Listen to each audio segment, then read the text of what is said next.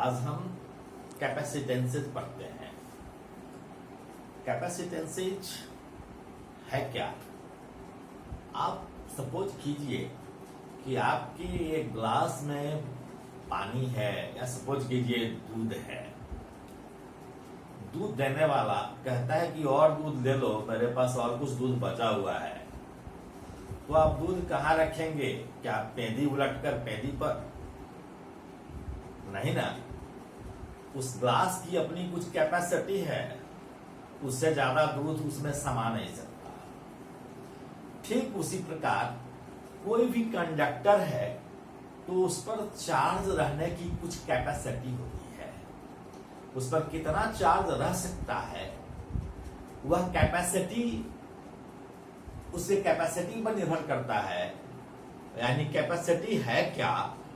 कि कैपेसिटी है किसी कंडक्टर पर चार्ज कितना हो सकता है, यह बताने वाला पैरामीटर। और इसलिए हमने डिफाइन किया है, कैपेसिटेंस में be defined as the capacity of a conductor. यह कैपेसिटी है कंडक्टर का, लेकिन इसको न्यूमेरिकली हम बताते हैं कि 1 वोल्ट पोटेंशियल पर जितना चार्ज रह सकता है वही उसकी कैपेसिटी है।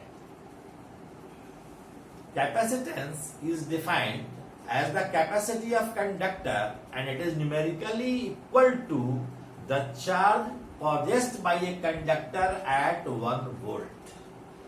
इस चीज को ध्यान देना है। ये जो कैपेसिटी है इसका ऐसा यूनिट है फैराड, लेकिन फैराड एक बहुत बड़ा यूनिट है। इसको जनरली हम माइक्रोफैराड में व्यक्त करते हैं, एक्सप्रेस करते हैं। और माइक्रोफैराड 1 माइक्रोफैराड 10⁻⁻6 फैराड के बराबर होता है। सपोज कीजिए कि कोई कंडक्टर है, उस कंडक्टर पर चार्ज Q है। सपोज कीजिए कि यही एक कंडक्टर है।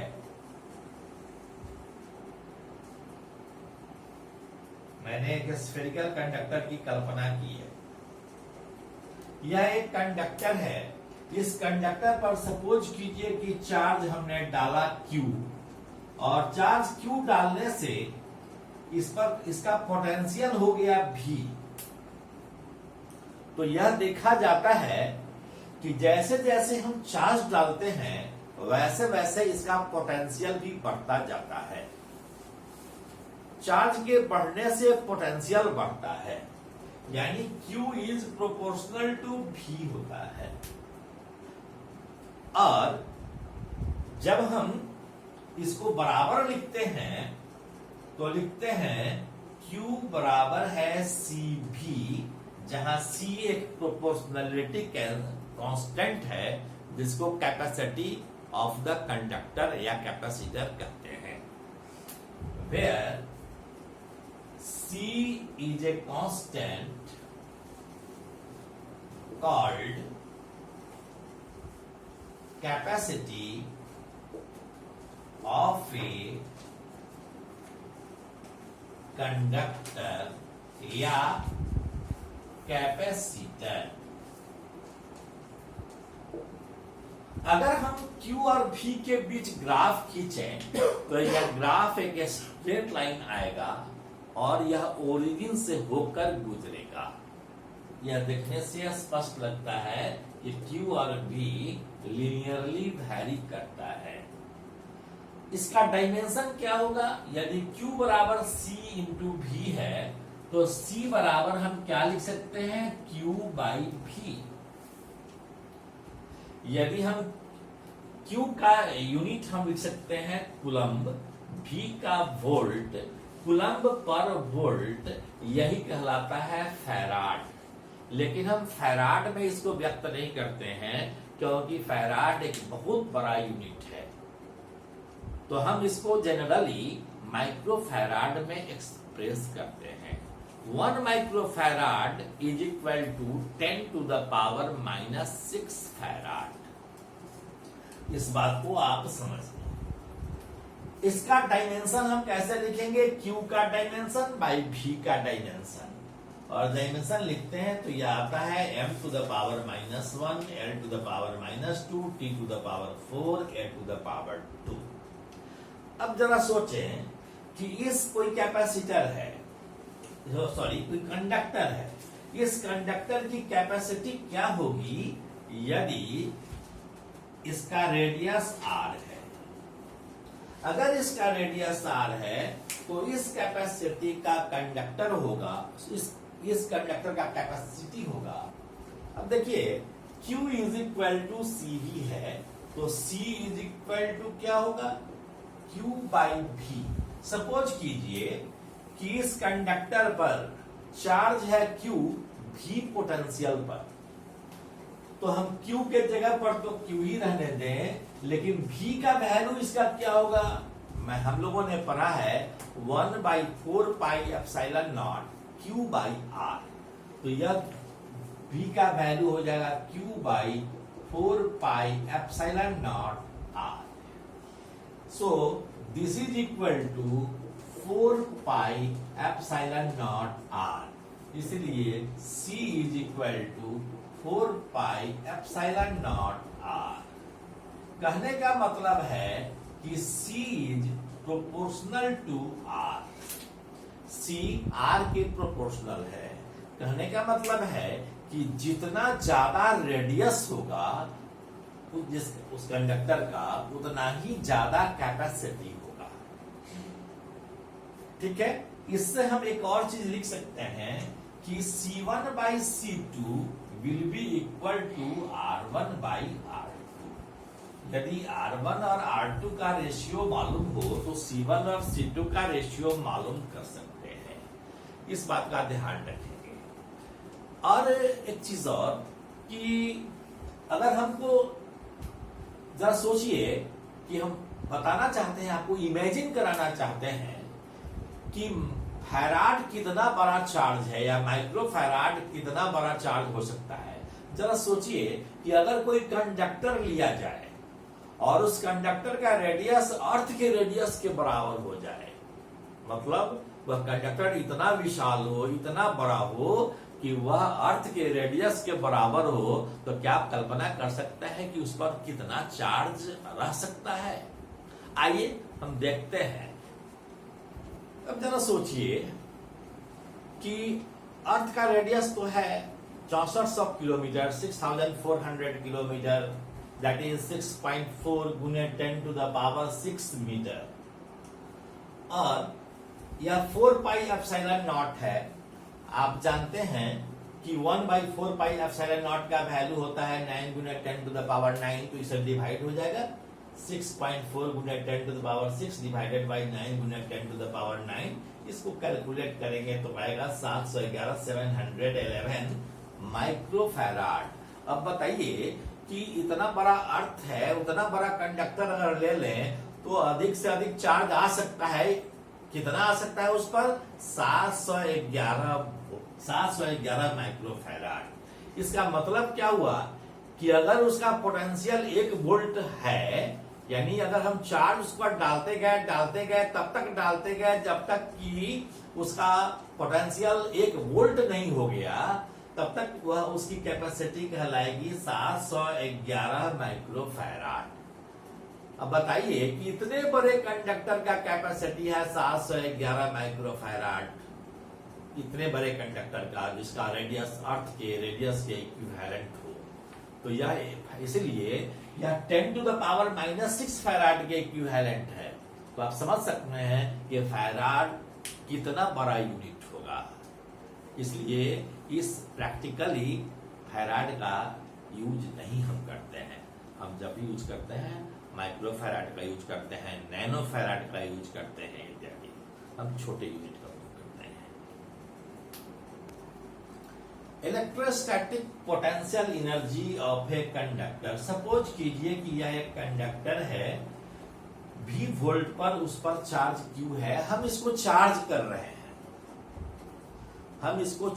रहे हैं, इसी समय हम देख रहे हैं कि Q चार्ज पर इस पर इसका पोटेंशियल भी है। अब यदि हम चार्ज लगातार हो रहा है अगर हम dq चार्ज को हम ला रहे हैं इस पर, dq चार्ज ला रहे हैं, तो उस dq चार्ज को लाने में हमको कुछ न कुछ वर्णन करना पड़ेगा। आप जानते हैं कि यदि पोटेंशियल v हो और v पोटेंशियल डिफरेंस पर यदि q चार्ज को ले जाया जा रहा हो एक स्थान से दूसरे स्थान पर, तो ले जाने में किया गया वर्णन q भी होता है, q इंटू v होता है। ठीक उसी प्रकार dq चार्ज को हम फर्दर ला रहे हैं, तो यह q चार्ज तो dq चार्ज को रिपेल करेगा, तो इस रिपल्सिव फोर्स के अगेंस्ट कुछ न कुछ एक्सटर्नल एजेंट को वर्क करना पड़ेगा, और यह वर्क लाने में जितना करना पड़ेगा वह इलेक्ट्रोस्टैटिक पोटेंशियल एनर्जी के फॉर्म में स्टोर हो जाएगा। ठीक है, तो मान लीजिए कि हम dq चार्ज को ला रहे हैं, तो dq चार्ज को लाने में किया गया वर्णन क्या होगा? यह होगा dw is equal to v into dq, और v का वैल्यू क्या है? यह है q by 4 pi epsilon naught r into dq, यह dw का वैल्यू हुआ। और मान लीजिए कि हम 0 से q चार्ज इस पर डाल रहे हों, तो 0 से q चार्ज तक डालने में टोटल वर्णन कितना होगा? तो टोटल वर्णन W होगा dW, and this is equal to 1/4 pi epsilon naught r को हम बाहर कर दिए, q dq को हम इंटीग्रेट कर लिए, और जो इस इंटीग्रेशन से आया वह हमारा इलेक्ट्रोस्टैटिक पोटेंशियल एनर्जी होगा। हम चाहें तो इसको हम v के फॉर्म में भी छोड़ सकते हैं। अगर हम v के फॉर्म में ही रहने दें तो यह क्या होगा? v तो कांस्टेंट है, v हमने बाहर रखा, तो v into Q D Q, और कहां से कहां तक ले जा रहे हैं चार्ज को? सपोज कीजिए कि 0 से q चार्ज कर रहे हैं, तो यह बराबर क्या होगा? v into Q square by 2, और क्यू स्क्वायर बाई 2 कहां से कहां तक? यह कहां से कहां तक होगा? 0 से q तक, 0 से q तक, तो यह हो जाएगा। और यदि हम v के जगह पर q बाई सी दे, हम q बाई सी भी तो दे सकते हैं v के जगह पर, तो इस q को अगर हम बाहर रखें और 1 अंदर रखें तो 1/c into Q D Q होगा, तो इसको हम 1/c लिख सकते हैं यहाँ, this is equal to Q square by 2c लिख सकते हैं। This is the work done in bringing a positive charge, एक plus Q charge at this conductor, और लाने में जितना वर्णन हम कर रहे हैं यही वर्णन पोटेंशियल एनर्जी के रूप में स्टोर हो जाएगा। This is u is equal to Q square by 2c, या इसी को लिख सकते हैं हाफ क्यू भी, या इसी को लिख सकते हैं हाफ सी भी स्क्वायर। क्यों? क्योंकि हम q का वैल्यू अगर c भी लिख दें, तो q का वैल्यू c भी लिख दें तो यह c भी स्क्वायर हो जाएगा। यदि हम एक q बाई सी को भी लिख दें तो यहां से आ गया हाफ इंटू क्यू इंटू भी, तो पोटेंशियल एनर्जी को हम क्यू स्क्वायर बाई 2c या हाफ क्यू भी या हाफ सी भी स्क्वायर के फॉर्म में हम लिख सकते हैं। तो सपोज कि मैं इसको फिर से दोहरा रहा हूं कि कोई कंडक्टर है, इस कंडक्टर पर को हम चार्ज कर रहे हैं, 0 से शुरू कर रहे हैं चार्ज करना, तो किसी समय इस पर चार्ज आया Q और उस समय इसका पोटेंशियल हुआ V। अगर हम फर्दर कोई चार्ज, एलिमेंटल चार्ज dQ लाते हैं, तो इस रिपल्सिव फोर्स के अगेंस्ट एजेंट को कुछ वर्णन करना पड़ता है, और यह वर्णन होता है dW is equal to V dQ। तो यदि हम 0 से कैपिटल Q चार्ज लाएं तो लाने में कितना वर्णन होगा, उसी को हम इंटीग्रेट कर लेंगे, एंड दिस वर्णन इज dW।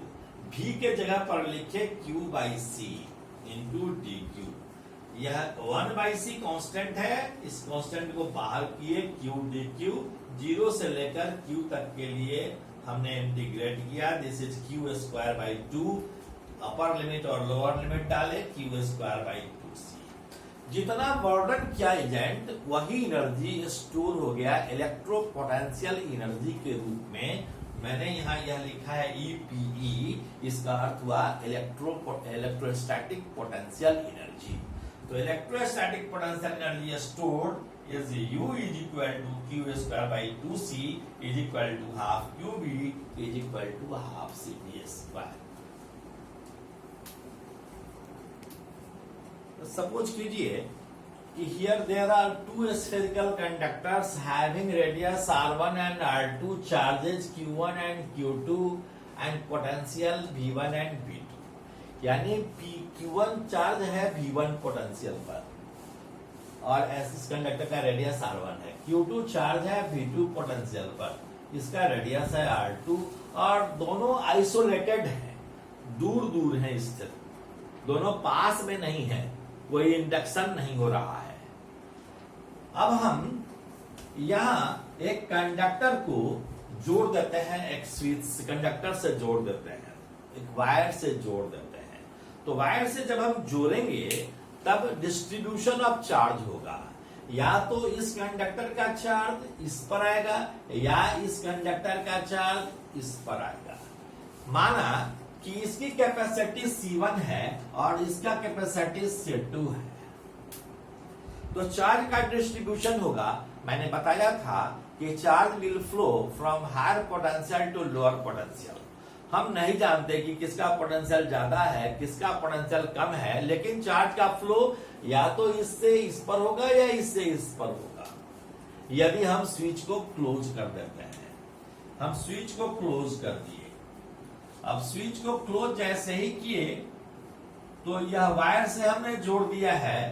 अब इसका मान लो इस पर चार्ज हो गया Q1 डैश, इसका पोटेंशियल हो गया V, इसका भी पोटेंशियल हो गया V, इसका रेडियस था R1, इसका रेडियस था R2। अब हम देखें कैपेसिटी तो बदलेगी नहीं क्योंकि कैपेसिटी कांस्टेंट है होता है, यह R पर डिपेंड करता है, R बदल नहीं रहा है इसलिए कैपेसिटी भी नहीं बदल रहा है। तो हम देख रहे हैं कि चार्ज का ट्रांसफर हुआ और इन दोनों का चार्ज Q1 Q2 से Q1 डैश Q2 डैश हो गया। लेकिन आप जानते हैं कि charge is conserved, so Q1 plus Q2 must be equal to Q1 dash plus Q2 dash.